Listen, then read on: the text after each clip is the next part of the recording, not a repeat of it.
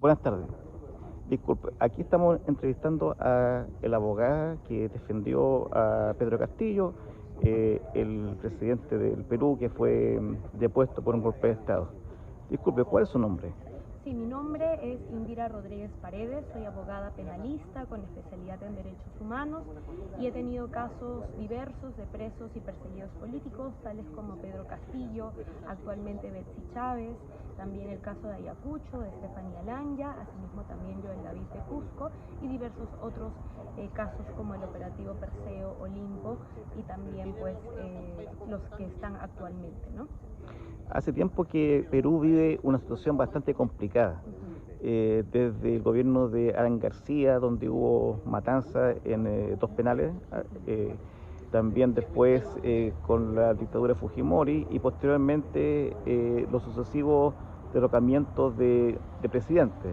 Eh, eh, ¿En qué situación está hoy Perú? Sí, nosotros vivimos una dictadura, queremos denunciar ello y por ello también es mi presencia el día de hoy en este gran encuentro. Nosotros venimos a denunciar a nivel nacional e internacional pues que vivimos una dictadura de Dina Boluarte desde el 7 de diciembre del 2022 que se cumplió un año el día de ayer.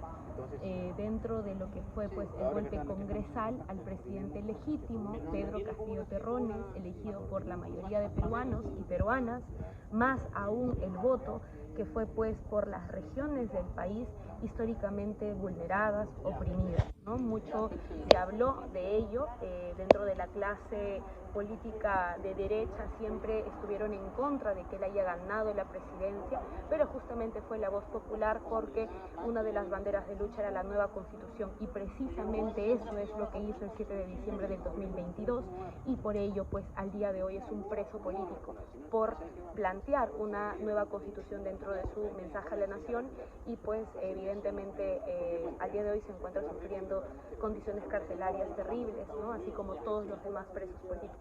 En el plano de los derechos fundamentales, ¿en qué situación se encuentra Perú?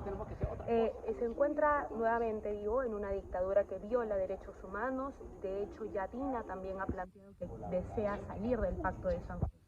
Eso también lo denunciamos y pues se viola diversos derechos. Por ejemplo, en el caso de los asesinados, de los más de 80 hermanos y hermanas asesinadas por agentes del Estado, por militares, por policías, evidentemente se les ha quitado la vida, ¿no? También, por ejemplo, en el caso de la libertad de la integridad, nosotros denunciamos que pues muchas personas también al día de hoy se encuentran sobreviviendo, ¿no? Con alguna herida de bala, alguna herida de perdigón, muchas personas han quedado con fracturas en el cráneo, en el ojo, en la pierna, ¿no? Han sido desangrados y también pues una situación terrible dentro de Puno, Ayacucho y diversas otras masacres. Asimismo también se han violado el derecho a la libertad de integridad, garantías procesales, igualdad y no discriminación en el caso de los presos políticos, ¿no? Como bien lo dije dentro de la ponencia, a los presos políticos se les trata como no personas, como alguien que en realidad pues es peor que un animal, ¿no? Y eso evidentemente va en contra de la Declaración Universal de los Derechos Humanos, así como la Convención. En ese sentido se está aplicando el derecho penal del enemigo porque todos y todas están en cárceles de máxima seguridad y es tal cual como ocurre acá en Chile, ¿no? Grande ha sido mi sorpresa el nivel de impunidad y de presos políticos y de condiciones inhumanas y carcelarias y de violación a los derechos humanos que siguen teniendo en este gobierno también y pues también mi mayor solidaridad. Lo mismo que está ocurriendo en Chile, lo mismo estamos pasando allá con el terruqueo y la persecución política. Hace tiempo que se habla en Perú sobre el derecho penal del enemigo. Sí. ¿En qué consiste? Sí, el derecho penal del enemigo es una corriente, ¿no?, de aplicación del derecho penal que establece que los enemigos del Estado no debieran tener derechos. Es decir, que este derecho penal del enemigo evidentemente ha sido construido de manera histórica, pero consolidado en la Segunda Guerra Mundial precisamente por los nazis. Entonces, ¿qué cosa ellos decían? Que al enemigo se le tiene que aniquilar de diversas maneras. Ahí está el campo de concentración, por ejemplo. Pero ahora la derecha y el fascismo ya no puede hacer campos de concentración. ¿Qué es lo que hace? Dentro de una supuesta democracia, que en realidad no es ninguna democracia, ni tanto en Perú, ni en Chile, ni en ningún otro país, pues evidentemente dentro de esta de estas crisis políticas lo que hace es aplicar este derecho penal del enemigo. ¿Cómo? A quienes son disidentes del Estado, de cualquier Estado, en el caso nuestro, en el Estado peruano, se le considera disidentes, enemigo del Estado, y obviamente los tratan como no personas, es decir, no tiene derecho a la libertad, no tiene derecho a garantías procesales, no tiene derecho a la integridad personal, tanto física, psicológica, no tiene derecho a un abogado, no tiene derecho a un juicio justo, incluso se les puede asesinar, como ha sido en este gobierno dictatorial y genocida, en el cual Dina Boluarte dijo que pues ha de alguna manera usado, ¿no?, la fuerza de manera legítima, porque todos eran terroristas, y evidentemente eso es aplicar derecho penal del enemigo. Por contrario, lo que debiera aplicarse desde el derecho es el derecho penal garantista, que precisamente uno de los máximos representantes es el doctor Raúl Eugenio Zaffaroni, que fue expresidente de la Corte Interamericana de Derechos Humanos. ¿Qué es el derecho penal garantista? Pues que todas las personas son iguales ante la ley, y puede ser uno de izquierda, comunista, socialista, y eso absolutamente no tiene ninguna razón para poder tratarlos como no personas. ¿Y por qué crees tú que ese derecho penal del enemigo llega a Perú? Se está utilizando como una herramienta contra las protestas y contra cualquier voz disidente. Eso es lo que está pasando al día de hoy.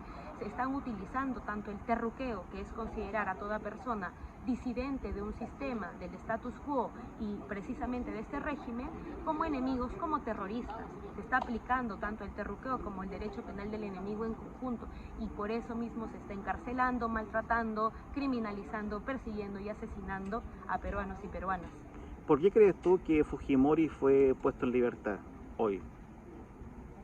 Esa es una manifestación última de que vivimos en dictadura, estimados quienes nos están escuchando. Nosotros no nos sorprendemos, vivimos en constante indignación, pero ya que salga el máximo genocida de nuestro país, realmente pues, y con evidentes situaciones de alianzas políticas de la derecha y el fascismo en el Perú, pues claramente nos dan la razón de que vivimos una dictadura en el Perú, de que Dina Boluarte ha negociado junto con el fujimorismo para que no la saquen, y lo que ha hecho es liberar, pues, tener los votos en el Tribunal Constitucional y liberar a Alberto Fujimori. Existe también el Frente contra la Persecución Política. Sí.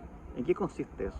Sí, bueno, el Frente contra la Persecución Política es una unión de diversos organismos, colectivos, derechos humanos, brigadas, tanto asociaciones de familiares de presos y perseguidos políticos en el Perú, que precisamente yo vengo en representación el día de hoy a Chile, ¿no?, junto con los diversos otros representantes de Latinoamérica, cada uno con sus organizaciones, y el Frente contra la Persecución Política surge a raíz de que vemos una necesidad de unirnos para luchar contra el terruqueo y claramente contra la violación a los derechos humanos, que esto evidentemente es. Asimismo, también nosotros lo que queremos es poder realizar diversa concientización a nivel nacional e internacional, enseñarnos nosotros mismos, generar pedagogía, saber qué hacer cuando nos detienen, cuando en realidad tengamos eventos en los cuales la policía o el mismo Estado nos criminalice, qué hacer, qué no hacer a las diversas generaciones, darle enseñanza jurídica, conocer nuestros derechos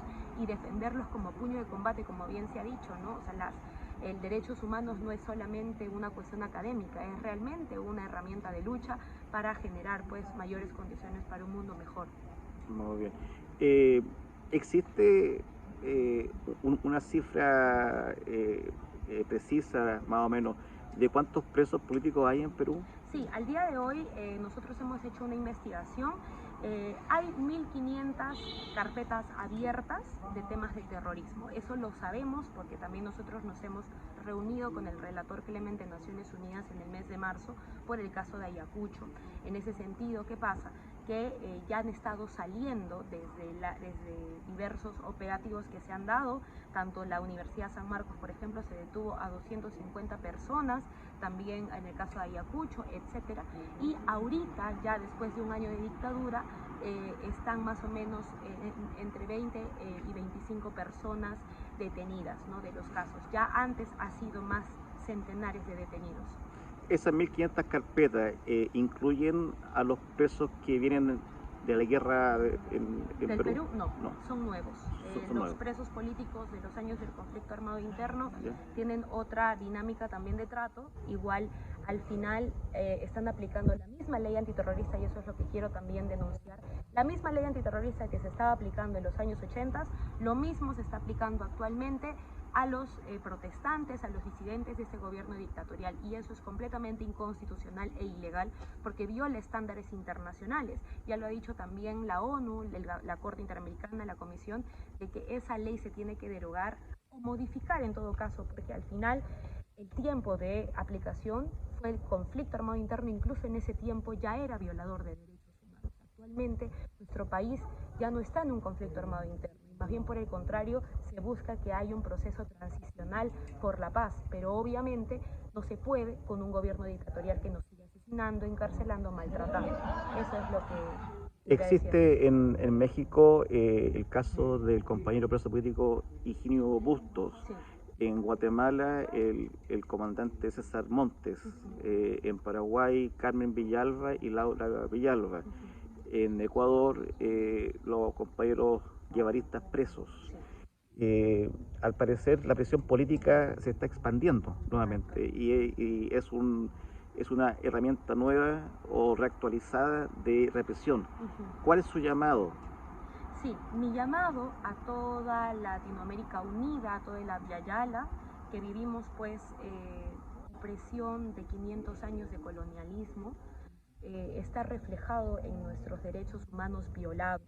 En ese sentido, mi llamado sería a unirnos, a generar espacios como el día de hoy, en el cual podamos intercambiar realidades, intercambiar soluciones, oportunidades de alianzas y poder buscar que cada país sea más libre para todos y que obviamente se pueda luchar por la libertad de todos los presos políticos del mundo, porque realmente es la manifestación más grande de persecución y de claros planteamientos dictatoriales de cada gobierno. No puede existir un mundo justo, una sociedad justa, un país justo con presos políticos, presos de conciencia, presos por temas ideológicos, presos por ejercer su derecho a la libertad de pensamiento, opinión, participación. Eso no es estable en un Estado constitucional, y ya desde una cuestión jurídica yo lo que podría decir es que viola totalmente los estándares internacionales que al final de cuentas pues se debe respetar por cada país. Yo hago un llamado